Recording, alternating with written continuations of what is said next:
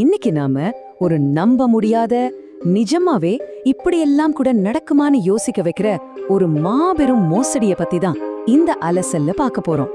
Jio political scam இது. அதாவது உலக வரைபடத்திலேயே இல்லாத ஒரு கற்பனை தேசம் மொத்த உலகத்தையே எப்படி ஏமாத்துச்சுன்னு நாம இன்னைக்கு டீகோட் பண்ண போறோம். உண்மையிலேயே இல்லாத ஒரு போலி நாடு உலக நாடுகளோட உச்ச அமைப்பான ஐக்கிய நாடுகள் சபைக்குள்ள, அதாவது யுஎன்குள்ள எப்படி ஊடுருவ முடியும்? கேட்கவே ரொம்ப அபத்தமா, ஏதோ சினிமா கதை மாதிரி இருக்குல்ல. ஆனா அதுதான் நிஜமாவே நடந்திருக்கு. இவங்களோட இந்த ராஜதந்திர சாதனைகளை கொஞ்சம் கேட்டு பாருங்க, நீங்களே ஷாக் ஆயிடுவீங்க. ஜெனிவால நடந்த ஐநா மனித உரிமை கூட்டங்கள்ல இவங்க போய் கெத்தா கலந்துக்கிட்டாங்க. அமெரிக்காவில இருக்கிற நியூயார்க் நகரத்து கூட ஒரு சிஸ்டர் சிட்டி ஒப்பந்தமே போட்டுட்டாங்க. அது மட்டுமா, பொலிவியா நாட்டு அதிபர் லூயிஸ் ஆர்ஸ் கூடவே நின்னு போட்டோ ஷூட்லாம் நடத்திருக்காங்க. ஐநா சபை வரைக்கும் எல்லாரும் எப்படி இவ்ளோ ஈஸியா முட்டாளாக்குனாங்கிறது நிஜமாவே மைண்ட் ப்ளோயிங்கா இருக்குல்ல. ஆனா இந்த காமெடி எல்லாம் ஒரு பக்கம் இருக்கட்டும், நாம கொஞ்சம் சீரியஸான நிஜ உலகத்துக்கு வருவோம். ஒரு பக்கம் பாத்தீங்கன்னா, இந்த யுனைடெட் ஸ்டேட்ஸ் ஆஃப் கைலாஷா தங்களை ஒரு இறையாண்மை கொண்ட இந்து தேசம்னு ரொம்ப கம்பீரமா சொல்லிக்கிறாங்க. ஆனா அதோட மறுபக்கம் என்ன தெரியுமா? கற்பழிப்பு வழக்குல போலீஸால் தேடப்படுற ஒரு வழிபாட்டு குழு தலைவனை மறைச்சு வைக்கிற ஒரு முகமூரி தான் இந்த போலி நாடு. இந்த மொத்த செட்டப்புக்கும் பின்னாடி மாஸ்டர் மைண்டா இருக்கிறது வேற யாரும் இல்ல, நித்யானந்தா தான். தன்னைத்தானே ஒரு கடவுள்னோ இந்து மதத்தோட உச்ச தலைவர்னோ அறிவிச்சுக்கிட்டவர் இவரு. கற்பழிப்பு, கொடூரமான உடல் ரீதியான சித்திரவதை, அப்புறம் குழந்தைகளை கடத்தினது, இப்படி பல பயங்கரமான குற்றச்சாட்டுகளை சந்திச்சுட்டு போலீஸ்ல இருந்து தப்பிக்க இந்தியாவை விட்டு ஓடிப்போன ஒரு குற்றவாளி தான் இந்த நபர். இவர் எப்படி தப்பிச்சாருன்னு இந்த டைம்லைனை பார்த்தா உங்களுக்கே புரியும். செப்டம்பர் 2018 இவரோட பாஸ்போர்ட் எக்ஸ்பைரி ஆயிடுச்சு. அதை அவர் ரினியூவலும் பண்ணல. அப்படி இருந்தும் கரெக்டா 2019 இந்தியாவை விட்டு எப்படியோ எஸ்கேப் ஆகுறாரு. தப்பிச்சு போன அதே வருஷத்துல கைலாசா அப்படிங்கிற ஒரு போலி நாட்டை உருவாக்குறாரு. அதுக்கப்புறம் பிப்ரவரி 2023க்குள்ள அவரோட பிரதிநிதிகள் ஐநா கூட்டங்கள்லயே போய் உட்கார்ற அளவுக்கு விஸ்வரூபம் எடுத்துட்டாங்க. ஒரு காலாவதியான பாஸ்போர்ட்டை வச்சுக்கிட்டு ஒருத்தர் எப்படி நாட்டை விட தப்பிச்சு உடனே இப்படி ஒரு போலீஸ் சாம்ராஜ்யத்தை கட்டமைக்க முடிஞ்சது? யோசிக்கவே ரொம்ப ஆச்சரியமா இருக்குல்ல. கைலாசான ஒரு நாடே கிடையாது, அது பக்காவான ஒரு கார்ப்பரேட் வலைப்பின்னல். அமெரிக்காவில் மட்டும் 10க்கும் மேற்பட்ட என்ஜிஓக்கள் மற்றும் கார்ப்பரேட் கம்பெனிகளை ஆரம்பிச்சு அதையெல்லாம் தங்களோட தூதரகங்களா யூஸ் பண்ணிருக்காங்க. இங்கிலாந்துல 2 மத அமைப்புகளை வச்சு தங்களோட சொந்த கரன்சியை உருவாக்குற வேலையில இறங்கியிருக்காங்க. ஹாங்காங்ல ஒரு பிரைவேட் கம்பெனியை வச்சு இன்டர்நேஷனல் ஃபண்ட்ஸை ஹேண்டில் பண்ணியிருக்காங்க. எல்லாம் பக்காவான பிளான். இவ்ளோ நேரம் நாம பார்த்தது ஏதோ ஒரு பெரிய ஏமாற்று வேலை மாதிரி தெரிஞ்சாலும் இது அதோட நிக்கல. நிலைமை எவ்வளோ ஆபத்தானதா மாறிடுச்சுன்னு பாருங்க.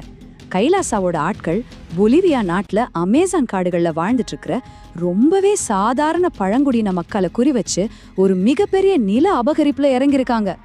60,000. இது ஏதோ சாதாரண நம்பர்னு நினைச்சுக்காதீங்க.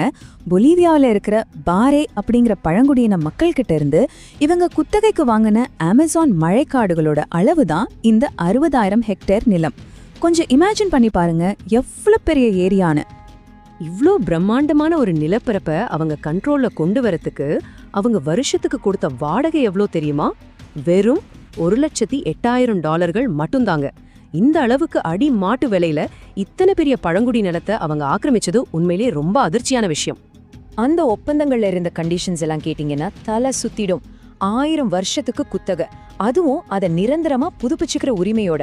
அந்த நிலம், அங்க இருக்கிற இயற்கை வளங்கள், ஏன் அந்த வான்வெளியில கூட முழு அதிகாரமும் கைலாசாவுக்கு தான் சொந்தம்னு எழுதி வாங்கியிருக்காங்க. இதுல உச்சகட்டம் என்னன்னா, அந்த பழங்குடியின மக்கள் ஐநா சபையில கைலாசாவுக்கு ஆதரவா போய் நிக்கணும்னு சட்டப்பூர்வமா கட்டாயப்படுத்தப்பட்டிருக்காங்க. அதாவது பழங்குடியின மக்களை தங்களோட அடிமைகளா வச்சு ஒரு முடியாட்சியை உருவாக்குற பகிரங்கமான முயற்சி தான் இது.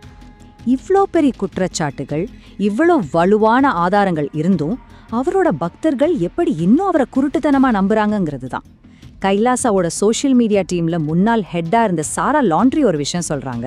அதாவது இந்த குற்றச்சாட்டுகள் எல்லாம் பொய்ன்னு தங்களை தாங்களே நம்ப வைக்கிறதுக்காக அங்க இருக்கிறவங்க மனதளவுல ஒரு விதமான மென்டல் ஜிம்னாஸ்டிக்ஸ் பண்றாங்களாம். அந்த அளவுக்கு ரொம்ப ஸ்ட்ராங்கா மூளைச்சலவை செய்யப்பட்டிருக்காங்க. அந்த ஆசிரமத்துக்குள்ள எவ்வளவு கடுமையான சைக்கலாஜிக்கல் கண்ட்ரோல் இருக்குன்னு சாரா விளக்கும் போது, அவரு சொல்றத நாங்க செய்யலைன்னா எங்களை ஏதோ ஒரு ராட்சச மாதிரி ஆக்கிடுவாங்கன்னு ரொம்ப பயத்தோட சொல்றாங்க.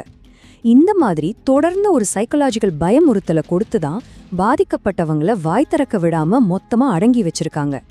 இந்த ரிப்போர்ட்ஸ் வழியா நாம பார்க்குற ரொம்ப முக்கியமான பாதிப்புகள் இவங்க தான். 2019 கடத்தப்பட்ட தன்னோட பொண்ணுங்களை ஜனார்தன் சர்மாங்கிற ஒரு அப்பா இன்னைக்கு வரைக்கும் தேடிக்கிட்டே இருக்காரு. முதல்ல அவர் மேல குற்றச்சாட்டை முன் வச்ச ஆர்த்தி ராவ் ரொம்ப கொடூரமான முறையில கேரக்டர் அசாசினேஷன் செய்யப்பட்டாங்க. அதே மாதிரி பிடதி ஆசிரமத்துல சங்கீதாங்கிற ஒருத்தவங்க ரொம்பவே மர்மமான முறையில இறந்து போனாங்க. இந்த வழக்குகளோட தன்மை என்னவா இருந்தாலும் இன்னைக்கும் நீதிக்காக போராடிட்டு இருக்கிற இந்த குடும்பங்களோட வலியை நாம நடுநிலையோடு புரிஞ்சுக்கணும். இவ்ளோ பெரிய சர்வதேச தேடலுக்கு மத்தியிலையும் இந்த உச்சத் தலைவர் எங்கதான் பதுங்கியிருக்காரு? அவரை பத்தின முரண்பாடான கதைகளும் வதந்திகளும் நாளுக்கு நாள் அதிகமாகிட்டே தான் போகுதே தவிர சரியான பதில் இன்னும் கிடைக்கல. அவர் எங்க இருக்காருங்கிற முரண்பாடுகளை கொஞ்சம் கவனிச்சு பாருங்க.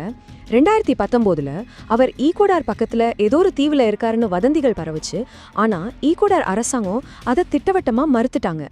ஆனா ரொம்ப ரீசெண்டா 2025 மதுரை உயர்நீதிமன்றத்துல என்ன சொல்லியிருக்காங்கன்னா, ஆஸ்திரேலியாவுக்கு பக்கத்துல யுனைடெட் ஸ்டேட்ஸ் ஆஃப் கைலாஷ்னு ஒரு நாட்டை அவர் அமைச்சிட்டாருன்னு அவரோட தரப்புல இருந்து சொல்லப்படுது. இப்படி இன்டர்போலால தேடப்படுற ஒரு நபர் இன்னைக்கு எங்க இருந்துகிட்டு இந்த போலி நாட்டை ஆப்ரேட் பண்ணிட்டு இருக்காருங்கிறது மாறிக்கிட்டே தான் இருக்கு. கொஞ்சம் ஆழமா யோசிச்சு பாருங்க. தேடப்படுற ஒரு குற்றவாளியால உலக நாடுகளோட உச்ச அமைப்பான ஐநாவையே அசால்ட்டா ஏமாத்த முடியுது, அமேசான் காடுகளையே விலைக்கு வாங்க முடியுதுன்னா அப்போ உண்மையிலேயே நம்ம சர்வதேச எல்லைகளையும் பாதுகாப்பையும் யார்தான் செக் பண்றாங்க? நம்மளோட குளோபல் செக்யூரிட்டி சிஸ்டத்துல எவ்வளவு பெரிய ஓட்டைகள் இருக்குன்னு நினைக்கும் போது பகீர்னு இருக்குல்ல.